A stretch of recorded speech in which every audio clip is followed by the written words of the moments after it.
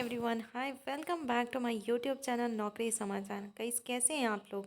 उम्मीद करते हो आप सब लोग बहुत अच्छे होंगे। तो एक बहुत बड़ी अपडेट मैं बिहार की लेकर आ गई हूँ, जिसमें कि वहाँ की सरकार के द्वारा दावा किया गया है कि बिहार के जो सरकारी कर्मचारी हैं उनकी सैलरी बढ़ाने पर पूरी पूरी बात चल रही है। और उन्होंने कन्फर्म भी कर दिया एक तरीके से, जो नीतीश सरकार है उसने कहा है कि जनवरी में वो महंगाई भत्ता देने की सोच रहे हैं। क्या न्यूज़ निकल कर सामने आ रही है, मैं डिटेल पर बात करूँगी। और आप चैनल पे बने रहिएगा। अगर फर्स्ट टाइम विजिट कर रहे हैं तो डू सब्सक्राइब दिस चैनल। तो चलिए वीडियो स्टार्ट करते हैं। बिहार सरकार ने सरकारी कर्मचारियों और पेंशनर्स के महंगाई भत्ते में 3% की बढ़ोतरी की है। कर्मचारियों को जनवरी 2025 में एरियर के रूप में भुगतान किया जाएगा। बिहार के सरकारी कर्मचारियों और पेंशनर्स को महंगाई भत्ता के लिए अभी थोड़ा इंतज़ार करना होगा। इस साल 1 जुलाई से 3% ज़्यादा राशि जोड़ते हुए महंगाई भत्ते का भुगतान किया जाना है। उससे पहले महंगाई भत्ता 50% था। लगभग 10 लाख सरकारी कर्मचारियों और 4 लाख पेंशनर्स को बढ़ा हुआ भत्ता एरियर के रूप में मिलेगा। आपको बता दें, यह एरियर नवंबर की सैलरी के भुगतान में ऐड नहीं किया जाएगा। अगले साल जनवरी में एरियर मिलेगा, क्योंकि उसे दिसंबर की सैलरी में ऐड करके दिए जाने की संभावना है। 14 नवंबर को बढ़ाया 3% दिए। 14 नवंबर को सरकार ने 3% की बढ़ोतरी के साथ 53% महंगाई भत्ता देने का फैसला लिया था। यह फैसला इस साल 1 जुलाई से प्रभावी है। इससे साफ है कि महंगाई भत्ता में हुई बढ़ोतरी की राशि एरियर के रूप में मिलेगी। दिसंबर के वेतन तक 6 माह का एरियर बनेगा। हाईकोर्ट के न्यायाधीशों और विधानमंडल के कर्मियों के लिए महंगाई भत्ता में बढ़ोतरी की मंजूरी के लिए अलग प्रोसेस अपनाया जाएगा। हालांकि साल में 2 बार महंगाई भत्ता में बढ़ोतरी होती है। पहली बार जनवरी में और दूसरी बार जुलाई में होती है।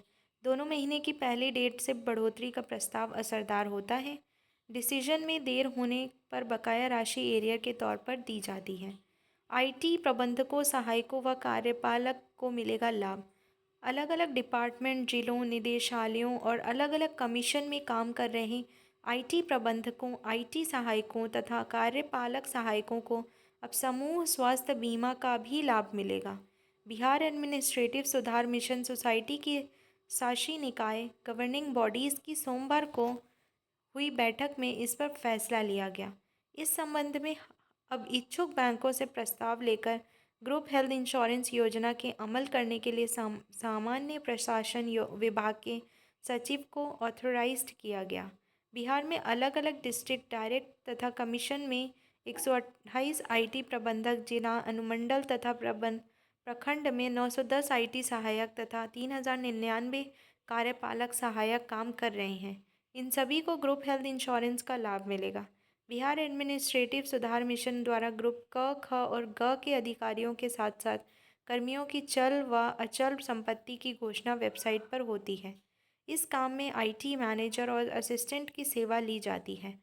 आईटी का इस्तेमाल सुनिश्चित करने के उद्देश्य से इंडियन एडमिनिस्ट्रेटिव सर्विस तथा बिहार एडमिनिस्ट्रेटिव सर्विस के अधिकारियों द्वारा क्रय किए गए लैपटॉप का मुआवजा सोसाइटी द्वारा किया जाता है।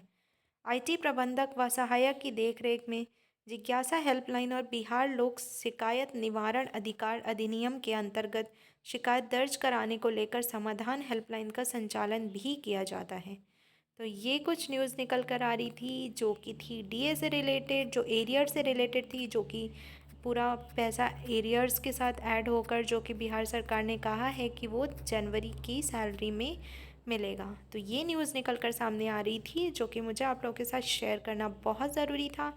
So that's all guys in this part of the video. Thank you so much and stay tuned for my next video.